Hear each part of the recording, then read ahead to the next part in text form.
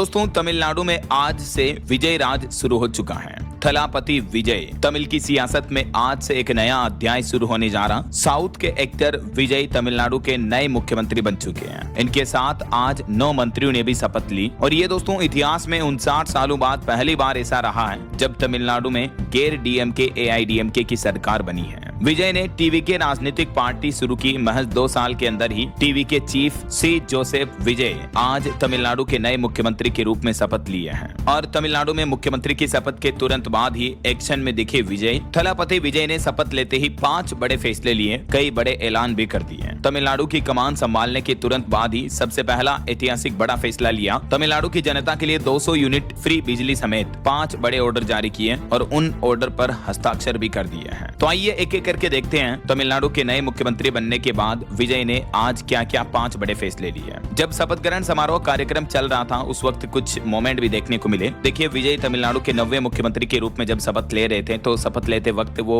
Speech देने लगे तो राज्यपाल ने उनको बीच में ही टोका और कहा कि शपथ पत्र पर लिखी लाइनें ही पढ़े आप। तो जवाब में विजय ने भी राज्यपाल की बात सुनकर हाँ में सिर हिलाया और शपथ पढ़ने लगे। विजय ने शपथ के दौरान कहा कि मैं सी जोसेफ विजय भारत की संविधान के प्रति सच्ची आस्था और निष्ठा रखूंगा। तमिलनाडु के मुख्यमंत्री के रूप में भारत की एकता अखंडता को बनाए रखूंगा और अपने विवेक के अनुसार कर्तव्यों और कानून का पालन करूंगा। किसी से डरूंगा नहीं और ना ही एक तरफा आदेश मानूंगा। मैं न्याय करूंगा, सभी लोगों के साथ न्याय करूंगा। ये उनकी शपथ ग्रहण की एग्जैक्ट लाइन्स रही हैं। ये कुछ तस्वीरें देखिए। सबसे पहले तो आप राहुल गांधी के साथ एक्टर विजय बात करते हुए, क्योंकि तमिलनाडु में टीवी के सरकार को कांग्रेस ने भी अपना समर्थन दिया है। मुख्यमंत्री विजय ने स्टेडियम में मौजूद जनता को हाथ जोड़कर धन्यवाद अदा किया और विजय ने मुख्यमंत्री की शपथ लेने के तुरंत बाद ही कुछ ऑर्डर से संबंधित दस्तावेजों के पहले सेट पर साइन भी कर दिए, जिसमें 200 यूनिट फ्री बिजली समेत कई नए ऑर्डर जारी किए हैं तमिलनाडु के सरकार ने, यानी विजय ने। वैसे विजय को मुख्यमंत्री बनने के लिए कुछ सीटों का बहुमत कम पड़ रहा था तो टीवीके को टोटल 5 पार्टियों का समर्थन मिला है,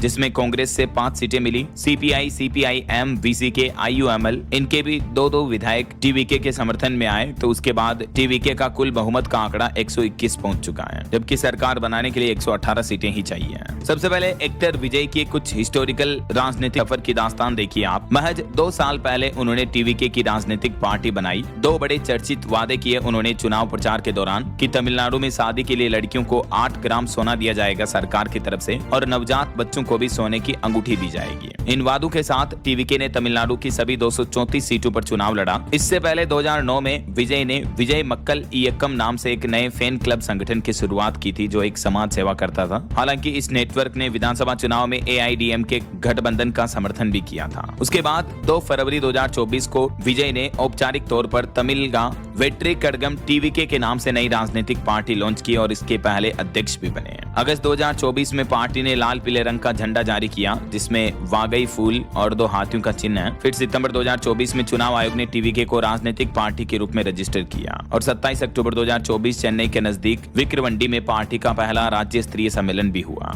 उसके बाद इस साल 2026 विधानसभा चुनाव में विजय ने अपनी पार्टी की राजनीतिक लगाम को खींचते हुए सभी विधानसभा सीटों पर चुनाव लड़ा और भारी भरकम 100 से भी ज्यादा सीटें लाकर इतिहास रच दिया तमिलनाडु में। न सिर्फ तमिलनाडु में बल्कि तमिलनाडु के साथ जितने भी 5 राज्यों में विधानसभा चुनाव हुए उनमें से सबसे बेहतर रिजल्ट तमिलनाडु की विजय की टीवीके पार्टी का रहा है। तो इसी इतिहास के साथ ही आज आखिरकार विजय तमिलनाडु के 9वें मुख्यमंत्री बन चुके हैं। तमिल भाषा में उन्होंने शपथ ली आज। इस दौरान राहुल गांधी भी उनके साथ मौजूद रहे। हालांकि थलापति विजय जब शपथ ले रहे थे उस वक्त निर्धारित लाइनों के अलावा कुछ और बोलने लगे, मतलब एक तरह से राजनीतिक स्पीच देने लगे। इस पर राज्यपाल अर्लेकर ने उन्हें टोक दिया और कहा कि आप वही पढ़िए जो लिख कर दिया है। तो विजय ने भी राज्यपाल की बात सुनकर हाँ में सिर हिलाया और अपनी लिखी हुई बातें शपथ के रूप में पढ़ने लगे। विजय ने स्पीच के दौरान हालांकि कुछ बड़े अनाउंसमेंट भी किए। देखिए, विजय की स्पीच के 6 मुख्य पॉइंट्स। उन्होंने कहा कि राज्य के वित्त पर एक श्वेत पत्र जारी करेंगे ताकि पारदर्शिता बने रहे और हम आगे बढ़ सकें।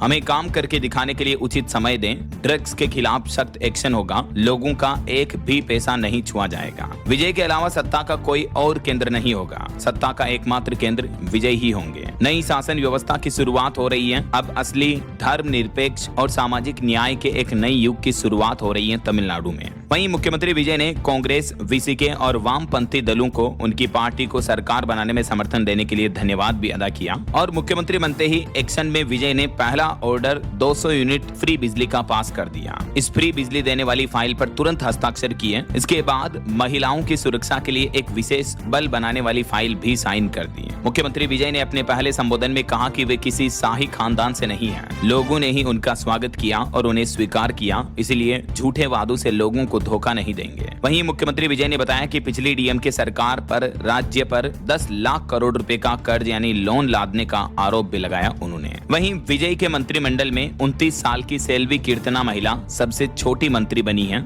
इनके अलावा भी विजय कैबिनेट में शामिल होने वाले ये 9 मंत्रियों की लिस्ट भी आप देख सकते हैं। विजय के तमिलनाडु का मुख्यमंत्री बनने पर श्रीलंका के राष्ट्रपति का भी बड़ा बयान सामने आया। आखिर भारत के पड़ोसी देश में किस बात की चिंता और क्या उम्मीदें दिख रही हैं? क्योंकि श्रीलंका के उत्तरी प्रांत जहां तमिल आबादी ज्यादा है, उन क्षेत्रों में विजय की जीत पर भारी जश्न मनाया गया है। वहां के नेताओं जैसे सांसद शनकियान रासमानिकम ने भी विजय को बधाई दी। श्रीलंका में एक्टर विजय के मुख्यमंत्री बनने को लेकर कई प्रतिक्रियाएं देखने को मिल रही है, क्योंकि तमिलनाडु की राजनीति का श्रीलंका पर और श्रीलंका की राजनीति का तमिलनाडु पर गहरा असर होता है, क्योंकि दोनों ही जगहों पर तमिल लोगों की भारी तादाद है। इस लिहाज से देखा जाए तो श्रीलंका के राष्ट्रपति का आज का बयान काफी महत्वपूर्ण है। श्रीलंका के राष्ट्रपति दिसा नायके ने कहा कि श्रीलंका और तमिलनाडु इतिहास, संस्कृति, उद्यम और पीढ़ियों से चले आ रहे लोगों के आपसी संबंधों से जुड़े हुए हैं। जैसे जैसे श्रीलंका और भारत अपने संबंधों को और ज्यादा प्रगाढ़ और अपनी साझेदारी को और ज्यादा मजबूत बना रहे हैं, हमारा भविष्य अपार आर्थिक संभावनाओं और अवसरों से भरा हुआ है। कुल मिलाकर श्रीलंका ने भी मुख्यमंत्री विजय को शुभकामनाएं दी। श्रीलंका के राष्ट्रपति ने भी बधाई संदेश भेजा। लेकिन कहीं न कहीं देखा जाए तो श्रीलंका और तमिलनाडु राज्य के बीच मछुआरों को लेकर अक्सर विवाद देखने को मिलता रहता है और तमिलनाडु राज्य अक्सर केंद्र सरकार से इस मुद्दे पर सवाल भी पूछता रहता है। तो अब तमिलनाडु में आखिरकार सरकार सत्ता परिवर्तन के बाद ये कुछ और विवादों को लेकर भी उम्मीद है भारत और श्रीलंका के बीच सहमति बन पाएगी। कच्छातीवु द्वीप विवाद, श्रीलंकाई तमिल मुद्दा वगैरह वगैरह। वहीं इधर हमारे देश के प्रधानमंत्री नरेंद्र मोदी ने भी एक वादे के साथ तमिलनाडु के नए मुख्यमंत्री विजय थलापति को बधाई दी और कांग्रेस को लेकर चेताया भी। पीएम मोदी ने विजय को बधाई संदेश देते हुए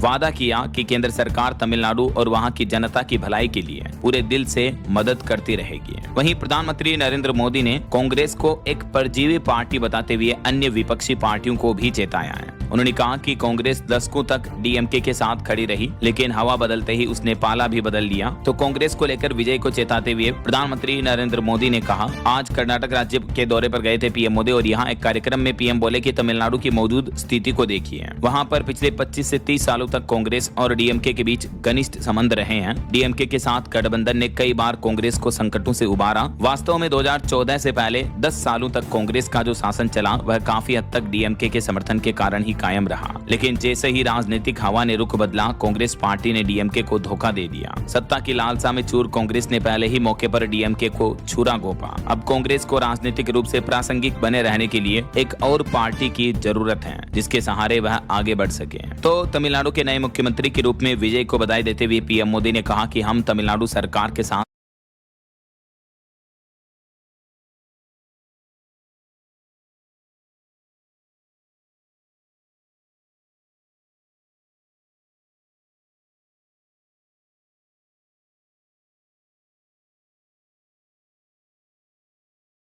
मिलकर बेहतर काम करेंगे।